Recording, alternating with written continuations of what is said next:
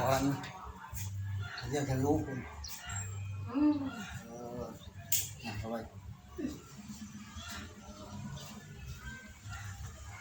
มันมีไฟที่ขืนหัวมันจะมาข้ามเปียกมากตอนนี้เดี๋ยวนี่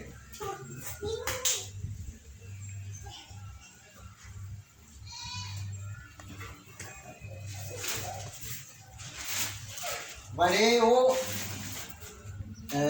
สบายดีสบายดีสบายดีทุกคน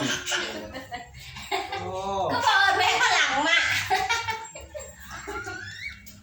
ง่ายแล้วว่านางมีผู้เดียวไปเรียกเห็นงาน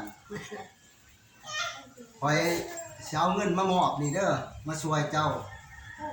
จะซื้อกินซื้อยา3 ล้านกีบ1 2 32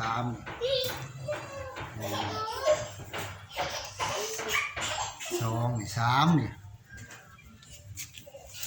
เอาเนี่ยดิเอานี่พอเงินนี่มอบให้คนเฒ่าช่วยเหลือคนเฒ่าซื้อกินเอาแนบกล้องคนแนบกล้องเนาะพี่อูดแนมกล่องสิแลพี่น้องเฮาทั้งภายในต่างประเทศแล้วก็ทั้งพี่น้องเฮาสปปลาวบางบ่คำก็บ่มีหยังได้เงิน3 ล้านกีบมามอบให้คนเฒ่า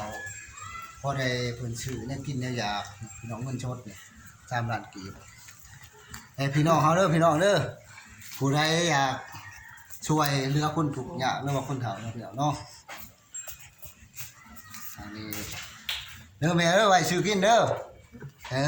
3 ล้านกีบแล้วขอฝาก FC ทางพี่น้องเฮาเงินตัวนี้ก็ได้มาจากพี่น้องอุดหนุนแล้วก็พี่น้องกดไลค์กดแชร์กดติดตามฉะนั้นขอขอบใจนำเงินก้อนนี้ได้มาจากพี่น้องเฮาได้มาช่วยเหลือแล้วก็ขอบใจขอบใจน้ำลายโอเค